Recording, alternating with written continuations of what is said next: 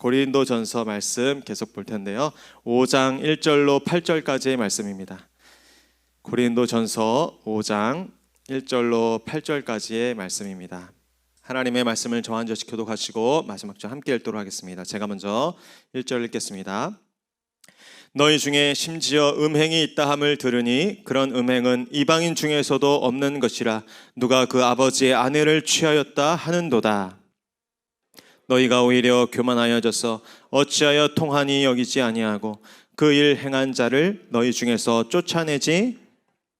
내가 실로 몸으로는 떠나 있으나 영으로는 함께 있어서 거기 있는 것 같이 이런 일 행한 자를 이미 판단하였노라. 이러므로 너희가 내 영과 함께 모여서 우리 주 예수의 이런 자를 사탄에게 내주었으니 이는 육신은 멸하고 영은 주 예수의 날에 구원을 받게 하려 함이라. 자랑하는 것이 옳지 아니하도다. 적은 누룩이 온 덩어리에 퍼지는 것을 알지? 너희는 누룩 없는 자인데 새 덩어리가 되기 위하여 묵은 누룩을 내버리라. 우리의 유월절 양 곧 그리스도께서 희생되셨느니라. 함께 읽겠습니다. 이러므로 우리가 명절을 지키되 묵은 누룩으로도 말고 악하고 악에 찬 누룩으로도 말고 누룩이 없이 오직 순전함과 진실함의 떡으로 하자. 아멘. 제가 한번 기도하고 말씀 전하겠습니다. 하나님 감사합니다. 오늘도 이 밤 주께서 구별하여 주신 이 거룩한 밤에 저희들 이렇게 함께 모여 예배할 수 있다는 것이 기적이고 정말 큰 은혜인 줄로 믿습니다. 이 밤에 올려드린 우리의 찬양을 하나님께서 기뻐 받으신 줄로 믿습니다. 이 시간 우리가 말씀 들을 때 하나님의 말씀을 들을 수 있도록 도와주시옵소서. 어떻게 하나님의 말씀을 감히 사람이 대언할 수 있겠습니까? 부족한 종을 주님께서 사용하여 주시옵시고 하나님께서 이 밤 부족한 종을 통하여서도 거룩한 하나님의 음성을 들을 수 있도록 성령으로 충만하게 하여 주시옵소서. 그렇게 하실 주님 믿고 감사드리며 예수 그리스도의 이름으로 기도드리옵나이다. 아멘. 저는 오늘 묵은 누룩을 내버리라, 묵은 누룩을 내버리라 라는 제목으로 하나님의 말씀을 전하도록 하겠습니다. 네, 우리가 고린도전서 말씀을 계속해서 살펴보고 있습니다. 고린도 교회를 향한 바울의 간절한 호소와 권면이 구절구절마다 담겨 있습니다. 여러분 생각해 보십시오. 고린도 교회는 사도 바울이 그 숱한 핍박과 그 환난, 그 고통 속에서 세운 교회입니다. 그러니 마치 우리로 따지면 정말 배 아파서 10달 동안 배 아파서 낳은 자식과 같지 않겠습니까? 그런데 들려오는 소리가 이 고린도 교회가 병들었다, 고린도 교회가 산산이 깨어질 위기에 있다, 그런 소리를 듣는 것입니다. 여러분 자식을 낳았는데 그 자녀가 잘 큰 듯 하더니 어느 날부터가 시름시름 앓기 시작하고 또 어느 날부터인가 이제 죽을 것 같은 그런 상황이다라면 어떡하겠습니까? 여러분 다른 말이 필요 없죠. 죽으면 안 된다, 절대 죽어서만은 안 된다, 살아야 한다. 여러분 심폐소생술하는 광경을 실제로 보신 적 있습니까?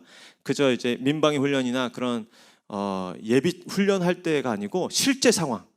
저는 실제 상황에서 심폐소생술하는 것을 지켜봤어요. 얼마 전에 정말 그 주변이 숙연하고 그 한 사람이 그 대원이 그 쓰러진 사람을 살리기 위해서 혼신의 힘을 다하는 그 광경이 떠올랐어요. 오늘 바울은 그 절박한 심정으로 교회를 향해 또 성도를 향해 피 맺힌 심정으로 이 편지를 썼던 것입니다. 오늘의 주제는 다름 아니라 죄입니다. 죄를 어떻게 다루어야 하는가? 여러분 신자가 진정으로 거듭났는가 아니면 그저 거듭난 척만 하는가를 어떻게 알 수 있습니까? 여러 잣대가 있겠지만 무엇보다 죄에 대한 그의 태도를 보면 우리는 알 수 있습니다. 거듭나기 전에는 죄가 죄인 줄 모르죠. 죄가 그렇게 심각하고 나쁘다는 것을 모릅니다. 죄를 짓고도 부끄러운 줄 모르는 것이죠. 그런데 거듭나면 어떻습니까? 죄가 보이기 시작하는 거예요.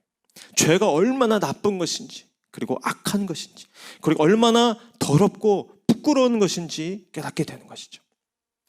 그리고 또 거듭났다 할지라도 그가 지금 성령이 충만한가 아니면 이 육이 충만한가를 어떻게 판단하겠습니까? 그가 자신을 알겠죠. 본인 자신 안에 죄에 대한 이 경각심의 수위가 어떠한지를 살펴본다면 내가 지금 성령 충만한가, 이 인간적인 이 육이 충만한가를 분별할 수 있습니다. 오늘 바울은 고린도 교회를 꾸짖고 있습니다. 그것은 다름이 아닌 심각한 죄의 문제가 발생했는데도 교회 안에서 발생한 이 심각한 죄에 대해서 고린도 교인들이 제대로 다루지 못하고 있기 때문입니다.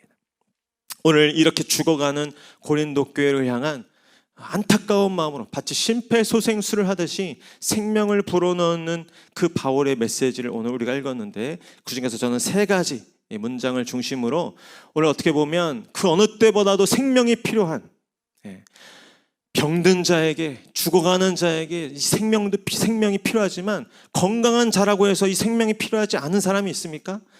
내일을 장담할 수 없는 우리의 인생인데, 병든 자든지 건강한 자든지 오늘 사도 바울이 정말 심폐소생하듯이 우리에게 불어넣어 주길 원하는 그 세 가지의 메시지를 함께 우리가 우리의 심장 가운데 품을 수 있기를 원합니다. 우리 첫 번째 말씀인데, 우리 1절로 2절 말씀 다시 한번 우리 함께 같이 읽도록 하겠습니다. 1절 2절 말씀 시작. 너희 중에 심지어 음행이 있다함을 들으니 그런 음행은 이방인 중에서도 없는 것이라. 누가 그 아버지의 아내를 취하였다 하는도다. 그리하고도 너희가 오히려 교만하여져서 어찌하여 통한이 여기지 아니하고 그 일을 행한 자를 너희 중에서 쫓아내지 아니하였느냐. 아멘. 어떤 말씀입니까? 어찌하여 통한이 여기지 아니하느냐. 무슨 말입니까? 죄에 대한 경각심을 어서 회복하여라 라고 정말 심폐소생술하듯이 이야기하고 있습니다. 바울에게 들려온 고린도 교회의 소식, 좋은 소식이었으면 얼마나 좋겠으냐마는 끔찍한 소식이 들려왔습니다. 교회 안에 심각한 죄가 발생했는데 아무도 그것에 대해서 문제를 삼지 못하고 침묵하며 아무렇지도 않게 지내고 있는 것입니다. 음행이 있었다고 합니다. 그런데 그 음행이 이방인 중에서도 없는 그런 끔찍한 음행이었습니다. 누가 그 아버지의 아내를 취하였다 하는도다. 누군가 그 아버지의 첩이나 아마 계모였을 것으로 예상이 됩니다. 그 첩이나 계모를 자신의 아내로 취하였다는 것이죠.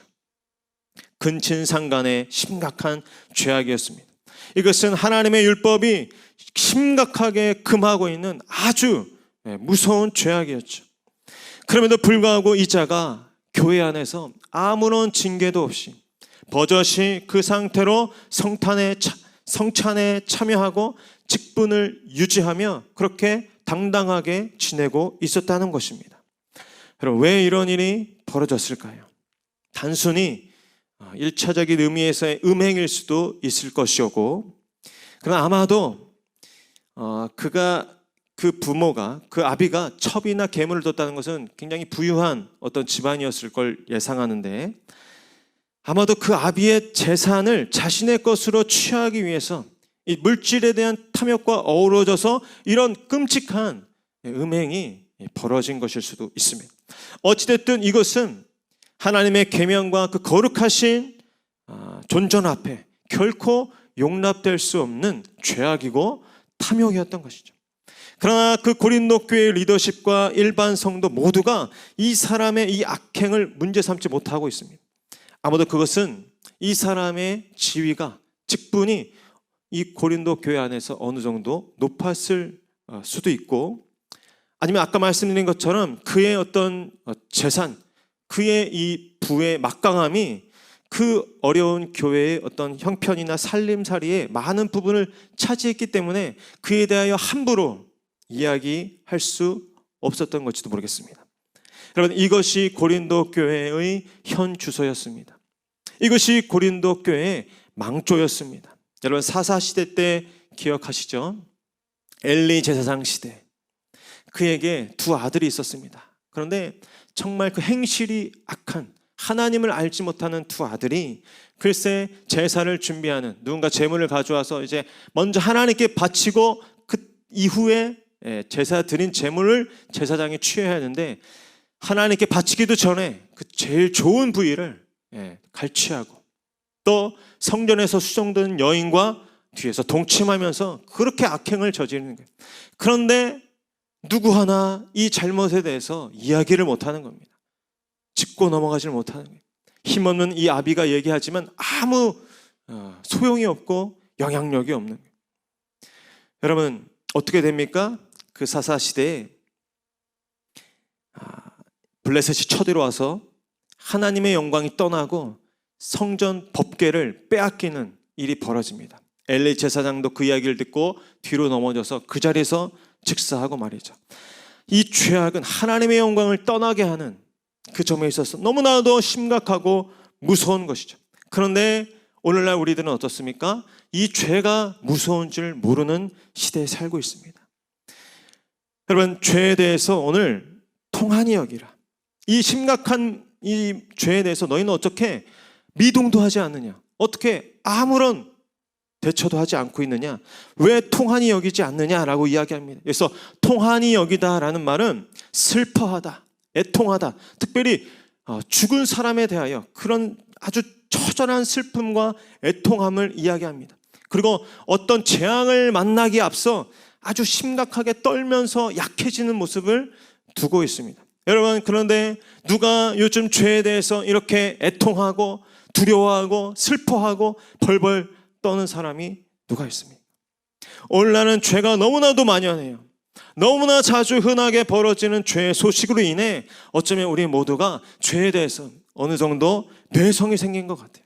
그래서 웬만한 이런 소식이나 이야기를 들어도 놀라지 않는 그런 죄에 대한 내성의 시대를 살고 있습니다. 오늘 하루 동안에도 이 뉴스와 또 인터넷 한번 살펴보십시오. 수많은 죄의 소식.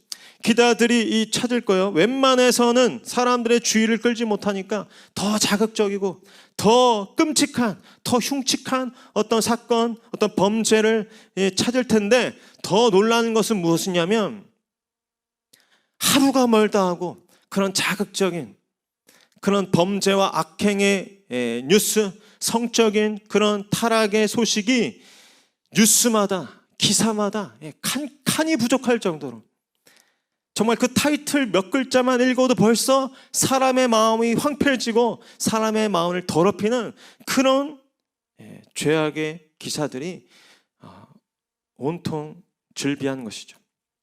오늘 우리 가운데 우리가 회복해야 달라고 기도해야 될 것이 있습니다.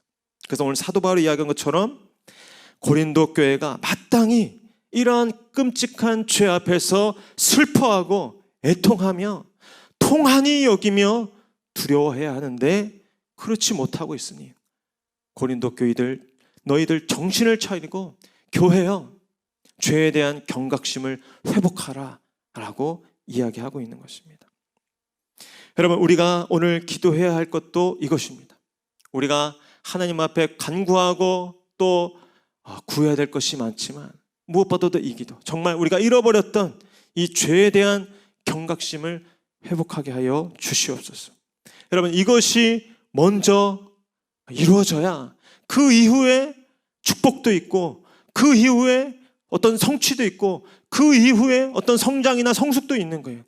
여러분, 근데 1층을 넘지 않고서는 2층을 갈 수 없고 2층을 넘지 않고서는 3층을 갈 수 없는데 우리가 이 근본적인 죄의 문제를 해결하지 못한 채 우리가 하나님의 복을 받으려고 하고 성경에 기록된 축복을 누리려고 한다면 그것은 이치에 맞지 않고 원리에 맞지 않다는 것입니다.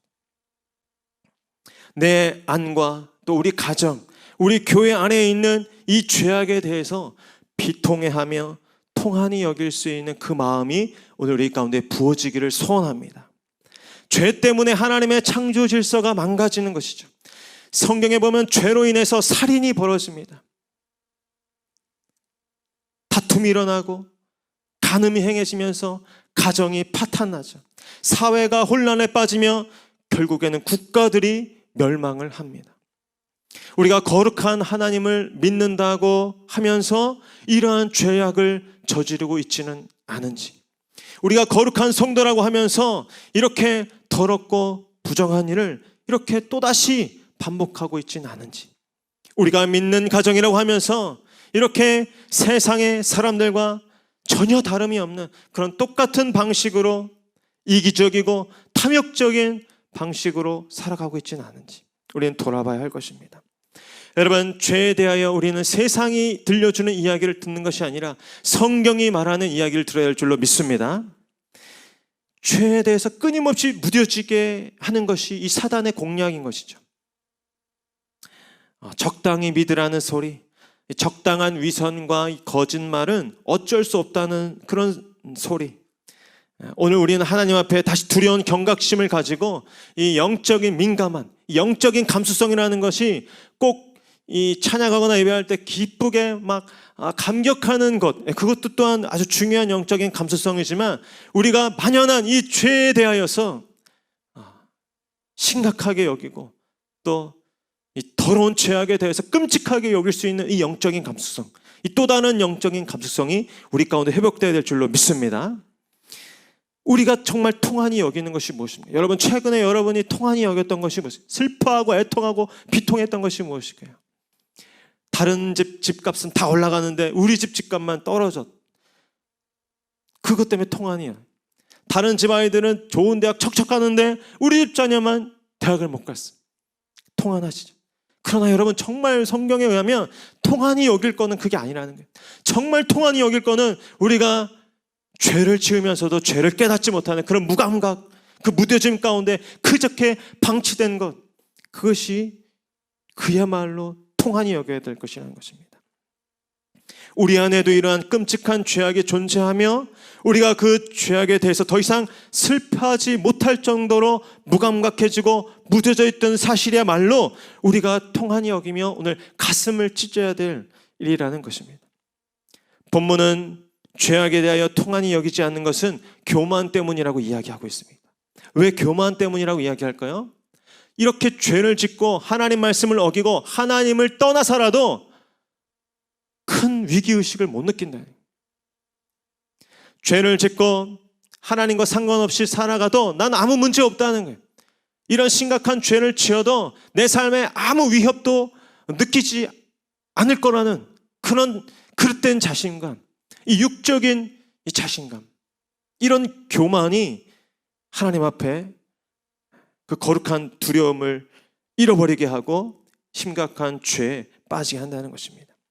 여러분, 죄를 짓고 하나님과의 관계에 문제가 생기고 성령이 떠나가는 것이 우리의 재산을 잃어버리고 건강을 잃어버리고 돈을 잃어버리는 것보다 가장 큰 슬픔이고 또 비통한 일이 되기를 축원합니다. 오늘 저와 여러분의 진심 가운데, 그래서 정말 나는 하나님 없이는 살 수 없습니다. 내가 사람들이 이야기하는 것처럼 쉽게 죄 지을 수 있지만 이 죄 지은 것 때문에 하나님과의 관계가 조금이라도 문제가 생기면 나는 견딜 수 없기 때문에 벌벌 떠는 마음으로 나는 이 죄를 멀리 하겠습니다. 그런 겸손, 하나님의 영이 떠나서는 나는 결코 살 수 없다는 그 두려움, 이것이 참된 겸손인 줄 믿습니다. 이 겸손을 잃어버리면 교만해지는, 하나님 관계가 조금 시들어도 내 통장에 잔고가 두둑하니까, 내 지금 저 서울에 집이 몇 채니까 뭐 큰 문제 있겠어? 이건 심각한 상태라는 것입니다. 오늘 사도 바울의 이 질문, 어찌하여 통한이 여기지 않느냐, 우리에게 말씀하시는 죄에 대한 경각심을 가지라는 두렵고 떨리는 마음으로 우리가 받아야 될 줄로 믿습니다. 두 번째 우리 말씀, 우리 3절로 5절까지 말씀 한번 같이 읽도록 하겠습니다. 시작. 내가 실로 몸으로는 떠나 있으나 영으로는 함께 있어서 거기 있는 것 같이 이런 일 행한 자를 이미 판단하였노라. 주 예수의 이름으로 너희가 내 영과 함께 모여서 우리 주 예수의 능력으로 이런 자를 사탄에게 내주었으니 이는 육신은 멸하고 영은 주 예수의 날에 구원을 받게 하려 함이라. 아멘. 여러분, 무슨 말입니까?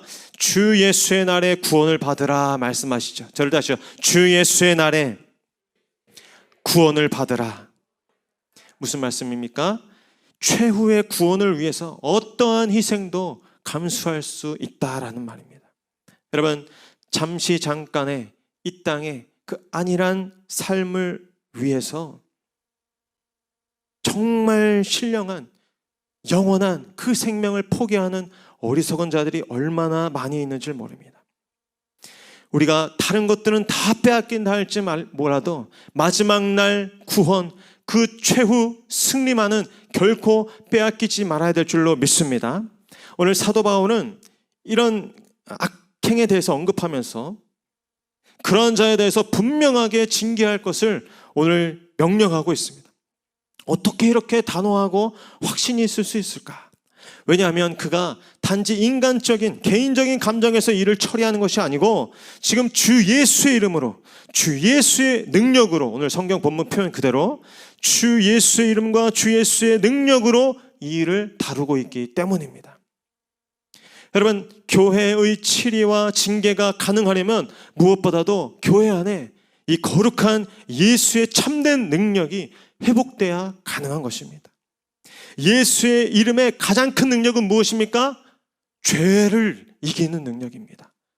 죄를 깨뜨리는 능력, 죄를 멸망시키는 능력이 바로 예수 이름의 능력이죠. 죄야말로 사망의 원인이고 죄야말로 하나님과 우리를 원수되게 하는 가장 악한 것이기 때문입니다. 또한 사도 바울의 이 징계는 궁극적으로 이 악행하는 자를 살리기 위한 징계인 것을 이 사도 바울이 알기 때문입니다. 오늘 사도 바울의 표현에 보면 우리 주 예수의 능력으로 이런 자를 사탄에게 내주었으니, 이 사탄에게 내주었다는 말이 굉장히 좀 생소하면서 낯선데 학자들은 이것을 마치 욥이 사탄에게 고난을 받듯이 이 사도 바울에게도 사탄의 가시라고 여겨지는 그 어떤 질병의 고통이 있었잖아요. 이런 것처럼 이 땅에서 경험하는 어떤 정말 가혹한 그런 시련, 어떤 징계, 정말 사탄에게 내어준 것 같은 그런 심각한 어떤 이 징벌, 그것을 의미한다는 것이죠. 출교까지도 불사한 그런 징계. 어떻게 사도 바울은 이러한 징계까지 명령하고 있는 것일까?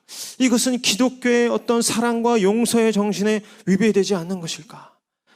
이것은 너무 가혹한 것이 아닌가? 여러분, 물론 기독교는 사랑의 종교이고 용서의 종교입니다.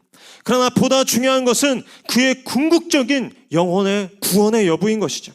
아무리 사랑을 주고 아무리 용서를 주고 아무리 꿀물과 설탕물을 주면 뭐합니까? 그것이 오히려 그에게 더욱 방종하게 하는 것이 되어서 그나마 돌이키고 회개할 기회를 놓쳐 영원한 멸망에 이르게 한다면 그 사랑, 그 용서, 그 설탕물이 무슨 소용이 있겠냐는 것입니다. 어쩌면 그에게 누군가 몽둥이를 들고 나타나서라도 그 죄악에 대해서 돌이키게 하고 당장의 부끄러움과 수치와 괴로움에 놓인다 하더라도 마지막 구원, 그 영혼의 구원, 영생만큼은 잃지 않도록 해야 하는 것 아니겠습니까? 누가 더 그를 사랑하는 자입니까? 누가 그의 영원한 생명에 더 책임을 지고 있는 자입니까? 여러분, 그래서 이 말씀을 읽으면서 저와 여러분의 삶 가운데 태도가 달라져야 하는 것입니다. 여러분, 듣기 좋은 소리, 또 칭찬하는 소리만 너무 좋아하지 마십시오. 저도 사람인지라 그런 소리 들으면 너무 좋죠. 목사님 좋다는 소리, 잘하고 있다는 소리, 감사한 일이죠. 그러나 때로는 저나 여러분에게 듣기 싫은 소리, 뼈 아픈 소리, 정말 냉혹한 소리, 어떻게 보면 호된 소리를 하는 분들의 이야기도 들을 수 있어야 하고 그분도 우리 곁에 가까이 둘 수 있어야 하는 것입니다. 정말 누가 더 훗날 내 인생에 더 유익했고 나를 정말 사랑했던 사람이었는지는 훗날 발견될 거예요. 누군가에게 때로는 뭔가 좀 언짢은 이야기지만 해야겠다, 이건 좀 이런 이야기는 좀 해야겠다 싶다가도 그 이야기를 이렇게 삼킬 때가 있어요. 왜 그러냐면 뭐 정말 사랑 때문에 그런 경우도 있지만 많은 경우에 괜한 소리 했다가 엉뚱한 이야기 들을까 봐, 또 엉뚱한 오해나 피해를 입을까 봐 그런 이야기들을, 좀 불편한 이야기들을 멈추는 것이죠. 근데 곰곰이 살펴보면 그 말은 그 상대방에 대해서 제가 좀 마음이 덜 가는 거예요. 제가 좀만 더 그 사람을 아꼈다면, 정말 진심으로 그 사람이 잘 되길 원했다면 그 이야기를 힘겹더라도 꺼내야 되는데, 알려야 되는데 괜히 결국에는 내가 피해보기 싫어서 그 말을 하지 않는 것이죠. 저 돌아보면 전도사 때 저를 특별히 좀 이렇게 혼내는 목사님이 계셨어요. 다른 담임 목사님 같은 경우에는 노준성 전도사 잘하고 있어. 아주 요즘 사역도 아주 잘 됐다며 이렇게. 근데 그 목사님은 꼭 그렇게 넘어갈 일을 그냥 안 넘어가고 불러다가 왜 이거 이렇게 했어? 왜 이렇게 했어? 하면서 혼내시고 또 다그치시고 새벽기도 안 나와. 왜 새벽기도 요즘 안 나와? 우리 부서 출석률 떨어지면 출석률이 왜 이렇게 반타작이 났어? 왜 그런 거야? 지금 굉장히 제가 순화시켜서 얘기하고 있습니다. 강단에서 심하게 얘기할 수 없기 때문에 막 10원짜리 20원짜리 막 날라오면서 그렇게 제가 뒤에서 욕을 얼마나 했는지 모릅니다. 저 진짜 저 사람 예수를 믿기는 하는 건가? 그런데 제가 훗날 이제 수년이 지나서 목사 안수 받고 목회 현장에 나와 보니까 제가 무슨 힘으로 사역을 하고 있냐면 그때 혼났던 힘으로, 그때 따끔하게 정신 차리라고 했던 말 붙잡으면서 제가 목회 사역하고 있더라고요. 일할 때도 마찬가지예요. 꼼꼼하게 하나님의 일을 할 때 제대로 허락했던 그 말씀 붙잡고 일을 하고 있더라고요. 그래서 제가 몇 년 전에 다른 목사님들, 잘해줬던 목사님들보다 저를 제일 많이 혼냈던 그 수석 목사님께 전화드려서 진심으로 고맙다고, 그리고 매 명절마다 제가 보내드리고 있는데, 그런 의미에서 제가 우리 교회 전도사님들한테 더 사랑을 드렸어야 되는데, 우리 이우석 목사님 안수받기 전에 제가 더 사랑을 더 쏟아주었어야 되는데 제 사랑이 부족했다. 그나마 제가 소망이 있는 것은 우리 김종현 전도사님이 아직 남아있다. 제가 만약에 방송 사고 났다, 그 주일 저녁에 집합입니다. 집합. 사랑하는 전도사님들 생각하면서 저 돌아보는 거예요. 우리 히브리서 말씀에도 이런 말씀 있잖아요. 히브리서 12장 4절로 8절까지 말씀 우리 한번 같이 읽어볼까요? 시작. 너희가 죄와 싸우되 아직 피 흘리기까지는 대항하지 아니하고 또 아들들에게 권하는 것 같이 너희에게 권면하신 말씀도 잊었도다. 이르시되 내 아들아 주의 징계하심을 경히 여기지 말며 그에게 꾸지람을 받을 때 낙심하지 말라. 주께서 그 사랑하시는 자를 징계하시고 그가 받아들이시는 아들마다 책찍질하심이라 하였으니 너희가 참음은 징계를 받기 위함이라. 하나님이 아들과 같이 너희를 대우하시나니 어찌 아버지가 징계하지 않는 아들이 있으리요. 징계는 다 받는 것이거늘 너희에게 없으면 사생자요 친아들이 아니니라. 아멘. 여러분 어떻습니까? 오늘날의 교회가, 교회 다니는 교인들은 많이 양성하고 있지만 참다운 의미에서의 하나님의 자녀들을 길러내고 있지는 못하는 것 아닙니까? 교회 안에 이러한 정당한 징계를 할 수 있는 목회자, 주 예수 안에서 뜨거운 사랑의 마음으로 서로 정말 불편하지만 해야 할 이야기를 해줄 수 있는 그런 진정한 의미에서의 사랑의 공동체, 그런 공동체가 없다는 것은 우리 한국교회의 심각한 문제이지 않을 수 없습니다. 그저 가면을 쓰고 적당히 거리를 두며 일주일에 한 번 만나서 영화 관람하듯이 그렇게 예배 한 번 드리는 그 공동체로는 결코 이 하나님의 나라를 세워갈 수 없습니다. 그저 설교나 하고 자기가 할 일 다 했다고 생각하는 그런 목회자, 그저 주일 예배 한 번, 헌금이나 한 번 드리고 자기가 할 일 다 했다고 여기는 그런 성도들의 공동체로는 이 성경의 공동체를 이룰 수 없는 것이죠. 여러분, 이 말씀을 심각하게 받아들여야 합니다. 이 땅에서 우리가 어떠한 희생을 감수하더라도 정말 우리는 마지막 날 심판대 앞에 구원받을 수 있는 사람들인가? 때로는 이 땅에서 자존심, 체면, 좀 깎이고 좀 사람들한테 망신당한다 할지라도 마지막 날 그 백보자 앞에서 하나님 앞에 그래도 구원받고 영생 받을 수 있다면 이 땅에서의 그런 수치와 자존심 상하는 일, 또 부끄러움 당하는 일, 그게 뭐가 대수겠냐는 거예요. 그런데 그것 때문에 영원한 이 생명과 이 구원을 놓치고 그렇게 아무에게도 경고를 받지 못한 채, 아무에게도 제지를 받지 못한 채 그렇게 멸망의 길로 계속해서 나아가고 있다면 얼마나 이 한국교회가 손해를 보는 것이고 우리의 영혼이 얼마나 큰 손해를 보는 것입니까? 이 땅의 것이 대단해 보이면, 이 땅의 것이 전부인 것으로 알면 이 영원한 영혼의 가치, 이 영원한 생명에 대한 가치를 망각하게 되는 거예요. 그래서 성경 말씀대로 살지 못하고 또 성경 말씀대로 우리가 가르치지 못하게 되는 것입니다. 여러분, 무엇보다도 우리가 마지막 날 하나님 앞에 받게 될 그 구원, 그 영원한 생명이 이 땅에 어떤 부스러기 같은 축복보다도 더욱 귀하다는 사실을 오늘 이 밤에 하나님 앞에 고백할 수 있는 저와 여러분 될 수 있기를 바랍니다. 그러면서 그 공동체를 향해서 말씀하십니다. 세 번째로 묵은 누룩을 내어버리라 말씀하시죠. 우리 6절로 8절까지 말씀 이어서 같이 읽겠습니다. 시작. 너희가 자랑하는 것이 옳지 아니하도다. 적은 누룩이 온 덩어리에 퍼지는 것을 알지 못하느냐. 너희는 누룩 없는 자인데 새 덩어리가 되기 위하여 묵은 누룩을 내버리라. 우리의 유월절 양 곧 그리스도께서 희생되셨느니라. 이러므로 우리가 명절을 지키되 묵은 누룩으로도 말고 악하고 악위에 찬 누룩으로도 말고 누룩이 없이 오직 순전함과 진실함의 떡으로 하자. 아멘. 저를 따라하시죠. 묵은 누룩을 내버리라. 아멘. 무슨 말씀입니까? 과거에 고착된 그런 그릇된 생활 방식을 과감하게 중단하라, 끊어버리라 라는 것입니다.